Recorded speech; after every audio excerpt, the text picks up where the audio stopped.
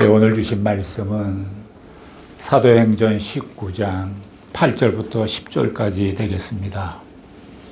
제가 먼저 8절을 읽습니다. 바울이 회당에 들어가 석 달 동안을 담대히 하나님 나라에 대하여 강론하며 권면하되 어떤 사람들의 마음이 굳어 순종치 않고 무리 앞에서 이 도를 비방하되 바울이 그들을 떠나 제자들을 따로 세우고 두란노 서원에서 날마다 강론하여 함께 읽죠. 이같이 두 해 동안을 하매 아시아에 사는 자는 유대이나 헬라이나 다 주의 말씀을 듣더라. 아멘. 오늘의 말씀은 두란노 서원에서의 사역 첫 번째가 되겠습니다.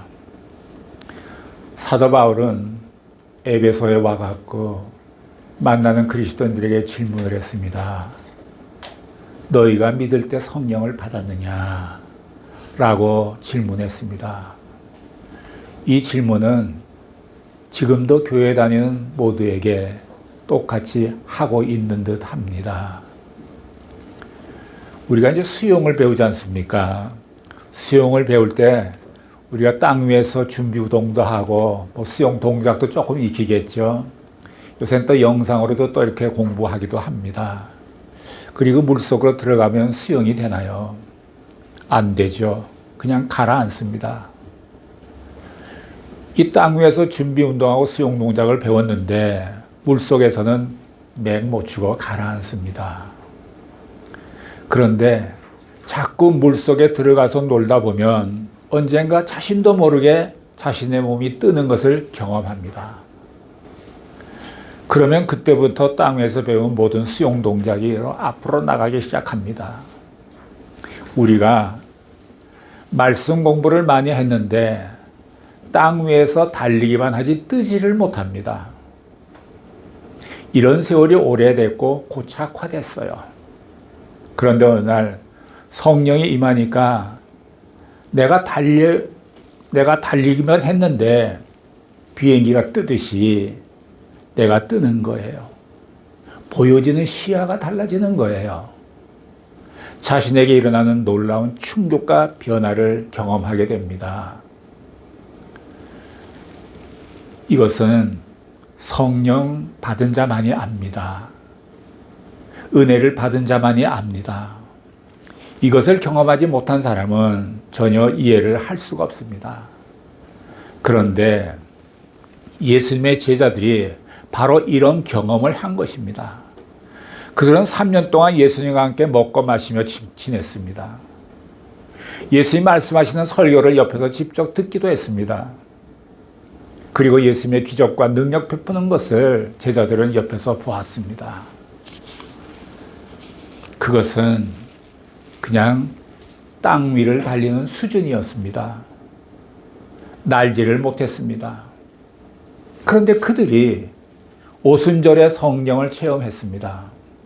호련히 급하고 강한 바람소리 같은 것이 임했다 그랬어요.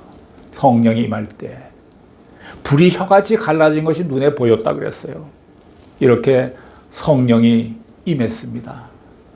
그래서 그들은 성령을 받게 됐고 성령 충만을 느꼈고 그들은 성령이 말하심에 따라서 말하게 됐습니다. 그리고 그 자리를 박차고 나간 것입니다. 성령 받은 사람 가운데는 밖으로 튀어나가는 자도 있습니다. 어떤 사람은 중국으로 튀어나갑니다. 또 그 강도가 센 사람은 멀리 아프리카까지 가기도 합니다. 성령이 임하자 제자들은 새로운 사람이 되었고 새로운 경험을 했습니다. 에베소 교인들에게도 이런 축복이 있었습니다. 그 후로 어떤 일이 일어났습니까? 오늘의 본문 8절과 9절을 한번 다시 읽어보실까요? 시작. 바울이 회당에 들어가 석 달 동안은 담대히 하나님 나라에 대하여 강론하며 권면하되 어떤 사람들은 마음이 굳어 순종치 않고 무리 앞에서 이 도를 비방하거늘 바울이 그들을 떠나 제자들을 따로 세우고 두란노 서원에서 날마다 강론하여 바울이 석 달 동안 담대하게 하나님의 말씀을 증거했습니다. 그런데 마음이 굳어서 순종치 않는 사람들, 성령의 역사가 있었지만 이것을 인정하지 않으려는 사람들, 방해하는 사람들이 있었다는 것입니다. 빛이 오면 어둠은 드러나게 돼 있습니다. 하나님의 성령이 임하면 악령이 드러납니다. 반대하는 세력들, 거친 세력들, 순종하지 않는 세력들이 드러나서 비판하고 소동을 피웁니다.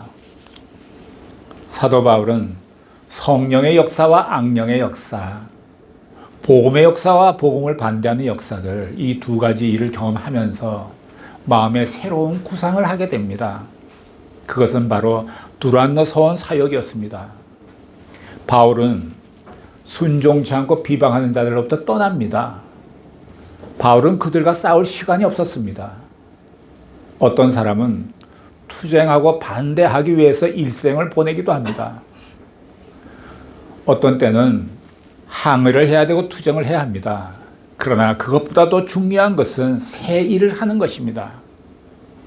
일을 하기 위해서 생애를 바쳐야지 반대하기만 위해서 생애를 바친다면 좀 억울하지 않습니까? 그것 때문에 시간을 손해보지 마십시오. 구원의 길로 인생들을 인도하는 일로 시간을 보내야 합니다. 하나님께서는 우리들에게 일을 맡겨주셨고 미래를 주셨습니다. 바울은 그들과 논쟁하고 토론하고 싸우기보다는 조용히 그들을 떠나기로 결정했습니다. 여기서 우리는 떠남의 원칙을 보게 됩니다. 참된 성도, 참된 하나님의 사람이 되기 위해서는 세상과 죄와 탐욕과 거짓 세력과 우리를 반대하는 세력들로부터 일단 떠나야 합니다. 거기서 머물며 낭비할 시간이 없습니다. 한 발은 세상에, 한 발은 교회에 두면 두 발 다 세상에 빠져버리고 맙니다. 어떤 사람은 교회도 틈틈이 나가서 예배를 드립니다.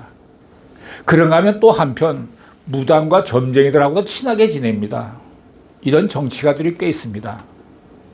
아마도 그들의 마음속에는, 그들의 생각에는 하나님으로부터 복을 받기도 하고 또 온갖 잡신들에게서부터 복을 받는 것을 기대하면서 그렇게 하는 것 같아요.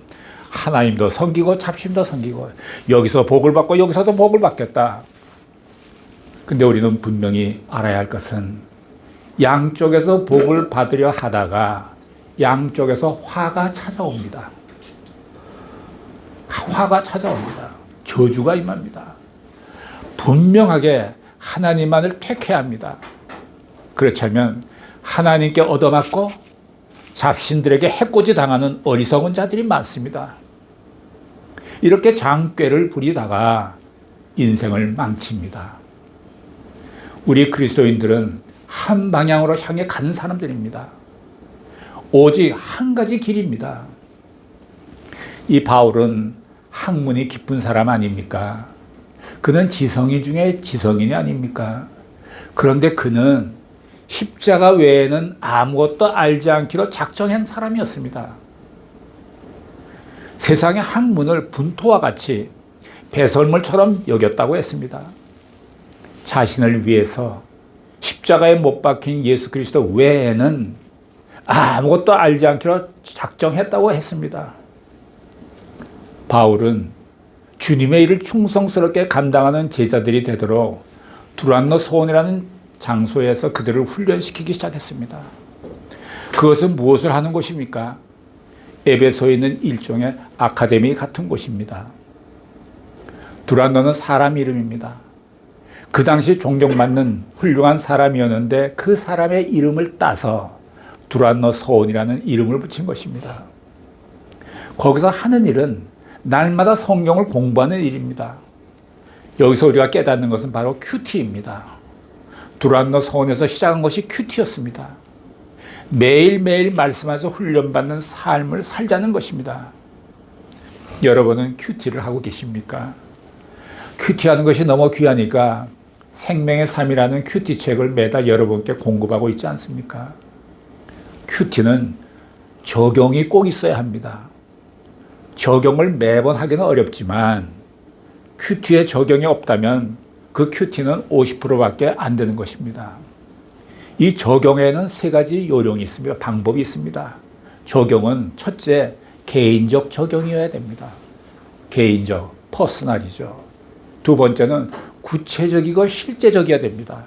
프랙티컬이어야 됩니다. 세 번째는 가능한 것을 적용해야 돼요. possible. 그래서 3P의 원칙으로 적용하시면 됩니다. 자, 한 가지 예를 들어보겠습니다. 야고보서 3장 2절에 보면 이런 말씀이 있죠. 함께 읽어보실까요? 시작. 우리가 다 실수가 많으니 만일 말에 실수가 없는 자면 온전한 사람이라 능히 온 몸도 굴레 씌우리라. 예, 그리고 3장 8절도 한번 읽어보실까요? 시작.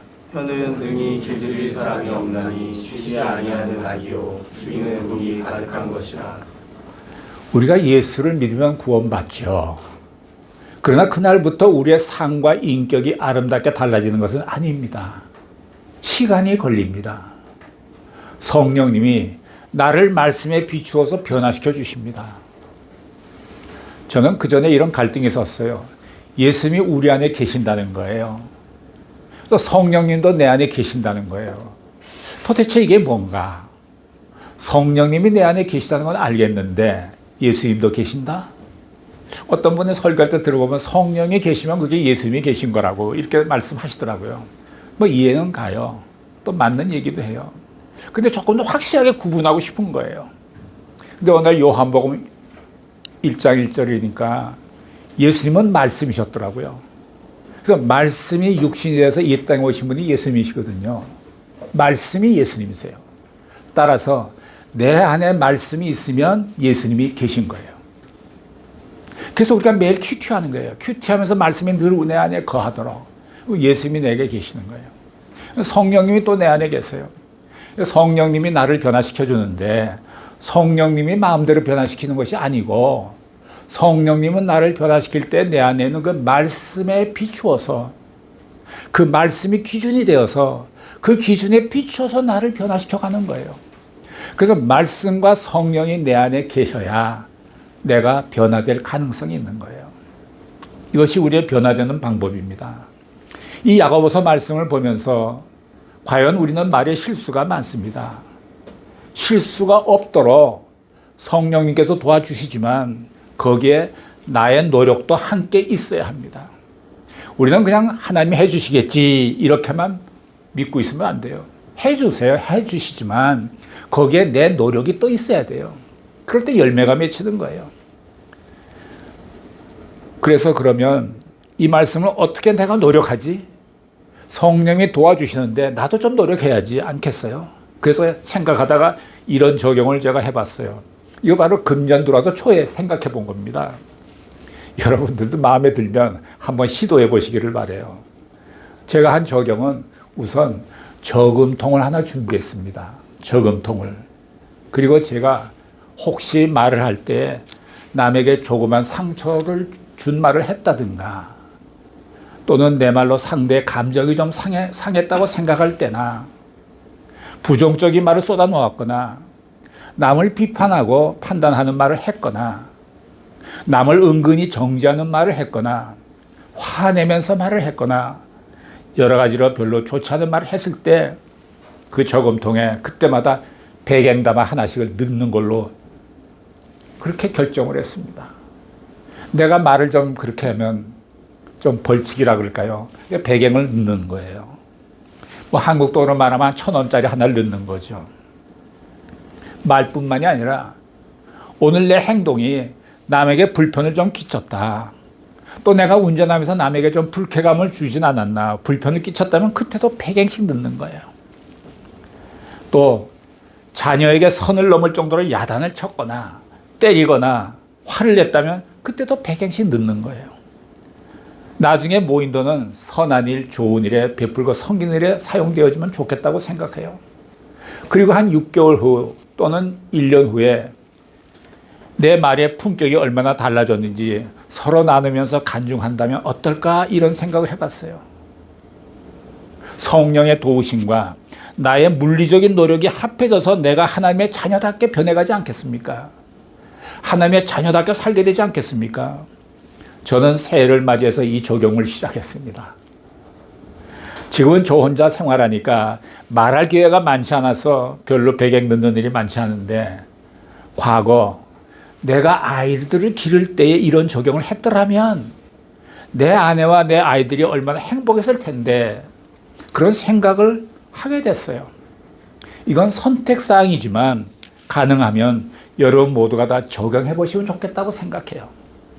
그래서 좋은 말, 사랑이 담긴 말, 위로와 격려의 말, 덕담을 나누는 사람이 되면 그 인격이 향기로워질 것입니다. 사람들이 내 주변에 가까이 올 거예요. 따뜻함을 느낄 것이고 뭔가 이 사람은 좀 예수를 닮았다라고 생각하게 될 것입니다.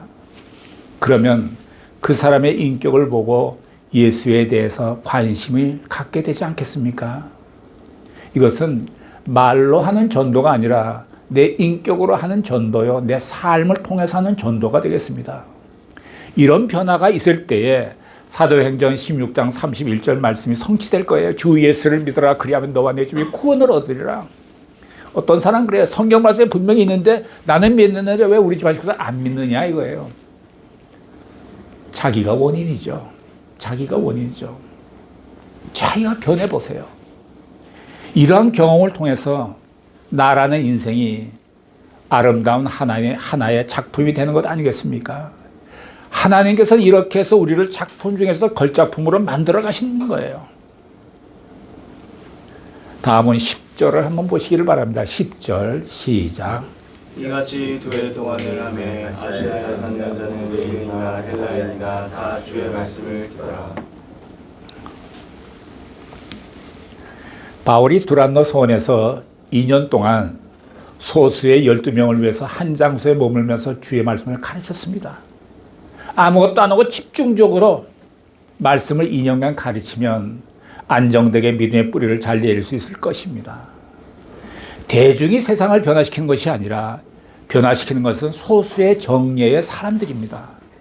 거듭난 사람들입니다. 구별된 사람이고 선택된 사람들입니다. 헌신의 사람들입니다. 10절에 보면 유대인이나 헬라인이나 다 주의 말씀을 듣더라고 했습니다. 성교가 이루어진 것입니다. 이들은 오직 한 가지에 집중했습니다. 어떤 사람을 보면 이것도 해보고 저것도 해보고 이 사람도 만나보고 저 사람도 만나보고 이 직장도 가보고 저 직장도 가보고 상황에 따라서 계속 움직입니다. 제일 불쌍한 사람은 상황에 따라서 움직이는 사람입니다. 아무것도 남는 것이 없습니다. 결국은 비참해질 뿐입니다. 우리는 말씀에 집중해서 살아야 합니다. 거기서 지혜도 얻고 삶의 모든 해답도 있습니다. 성경 말씀은 우리 인생을 살아가는 데 대한 사용 설명서예요.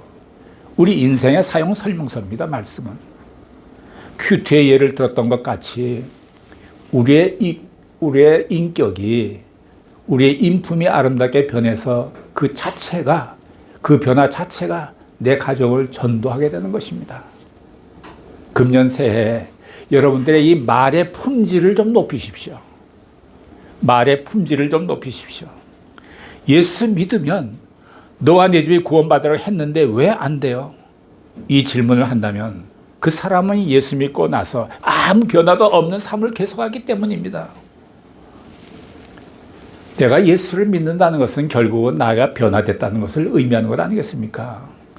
예수를 믿는 우리는 변해야 합니다. 변하면 구별된 삶을 살게 됩니다. 하나님의 자녀다운 모습으로 아주 젠틀하게 살게 됩니다. 말씀이 거울이 되어서 나를 비추어 줍니다. 부족한 부분을 보여줍니다. 그러면 그 부분을 고치려고 애씁니다. 그래서 차츰 온전한 사람으로 변화되어 갑니다. 평생 끊임없이 아름답게 변화되어 갈 때 내 주변의 사람들이 신선한 충격을 받게 되고 인격을 통한 선한 삶을 통한 전도가 이루어질 것입니다. 이러한 축복이 여러분 모두에게 있기를 예수님의 이름으로 축복합니다. 기도하시겠습니다. 사랑하시는 하나님 아버지, 우리가 말씀을 읽고 묵상하며 적용하며 변화된 삶을 살게 하옵시고 변화된 모습이 내 가족, 내 이웃에게 아름답게 비추어져서 말씀에 의한 전도, 변화된 삶에 의한 전도가 평생 동안 이루어지게 하옵소서. 예수님의 이름으로 기도드렸습니다. 아멘.